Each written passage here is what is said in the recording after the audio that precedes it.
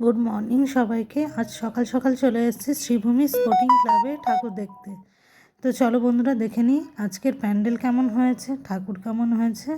চলো, এখানে অনেক রকমের দোকান বসেছে দুদিকে, আমি তোমাদের দেখাতে দেখাতে যাচ্ছি।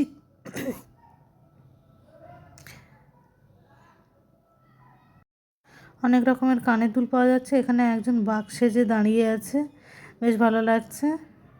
ওনাকে বাচ্চারা খুব পছন্দ করছে, ওনার সাথে ছবি তুলছে, সেলফি তুলছে।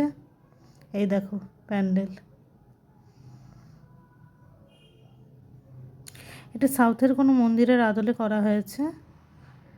এবার ভেতরে যাচ্ছি।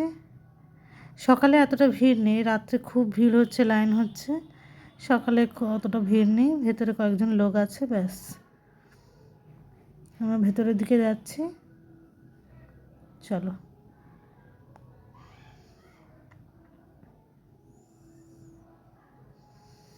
এই দেখো ঠাকুর, কি সুন্দর সাজ ঠাকুরের, আর ভেতরের দিকে প্যান্ডেলের অংশ খুব সুন্দর লাগছে, খুব সুন্দর সাজায়, প্রত্যেক বছরই এরা ভালো করে।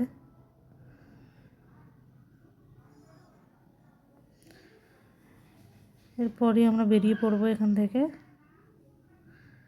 চলে এসেছি পাশের আর একটা প্যান্ডেলে, এটা হচ্ছে clock tower R Shimla biryani.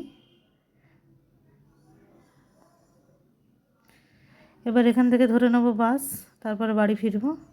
By.